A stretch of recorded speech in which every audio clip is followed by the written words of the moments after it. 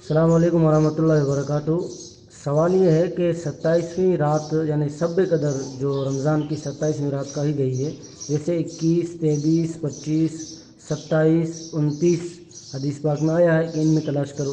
ویسے تو جو ہے آخری سارا عشرہ شب قدر کی تلاش میں ہی اعتکاف میں بیٹھا جاتا ہے، لیکن لوگوں میں مشہور ہے کہ 27ویں رات کو تراویح میں یا ویسے ہی قرآن کریم کو ختم کرنا ضروری ہے۔ یہ بات بالکل غلط ہے۔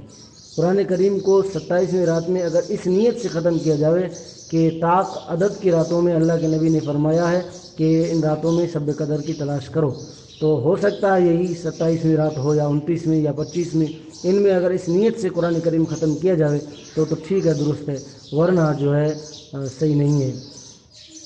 میں آپ کو جواب پڑھ کے سنا دیتا ہوں فتویٰ محمودیہ کا، سوال اور جواب دونوں۔ سوال یہ ہے کہ شب قدر کو رمضان المبارک کے آخر 10 دنوں کی طاق راتوں میں تلاش کرنے کا حکم، تو پھر ہمیشہ اور ہر سال رمضان المبارک کی 27ویں شب کو ہی شب قدر منانا اور اسی شب میں قرآن شریف کا ہر سال ختم کرنا بدعت ہوگا یا نہیں؟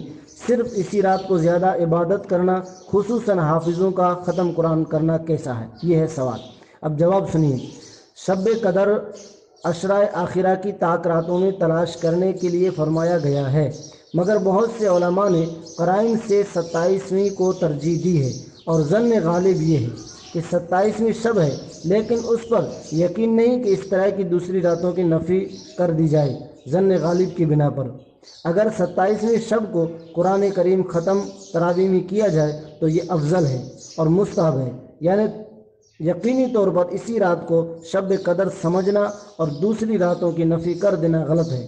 ختم کا بھی ہمیشہ ہی اس شب میں یعنی 27ویں میں عبادت اور تلاوت نماز وغیرہ کے لیے مساجد میں اس رات یا کسی اور رات میں جمع ہونا یا جماعت سے اہتمام کے ساتھ نوافل پڑھنا بدعت اور مکروہ ہے۔ فتاویٰ محمودیہ جلد نمبر 11 صفحہ نمبر 89۔